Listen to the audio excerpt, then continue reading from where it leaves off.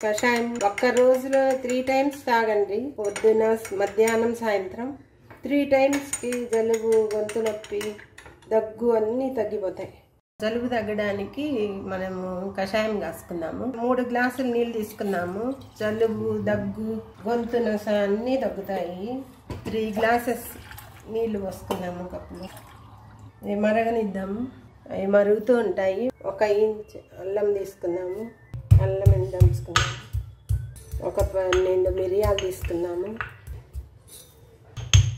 1 spoon జీలకర్ర తీసుకున్నాము. 2 స్పూన్లు ధనియాలు. ఇన్ని బాగా నలగొట్టుకున్నాము. అల్లము, మిరియాలు, జీలకర్ర, ధనియాలు అన్నీ బాగా నలగాలి. ఇలా నలిగితే చాలు. ఇలా నలగొట్టుకొని కాగుతున్న నీళ్ళల్లో వేద్దాం.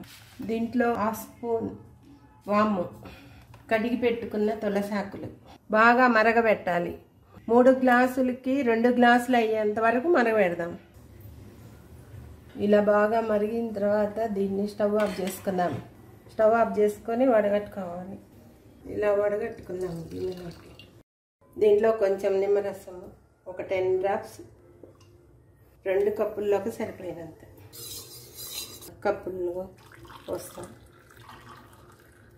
దీంట్లో 1 స్పూన్ తేనె కలుపుకుందాం. నిమ్మరసం ఒక 10 డ్రాప్స్, 1 స్పూన్ తేనె వేసుకోవడం వల్ల టేస్ట్ వస్తుంది.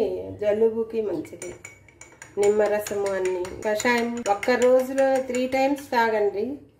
పొద్దున, మధ్యాహ్నం, సాయంత్రం 3 టైమ్స్కి జలుబు, గొంతు నొప్పి, దగ్గు అన్నీ తగ్గిపోతాయి.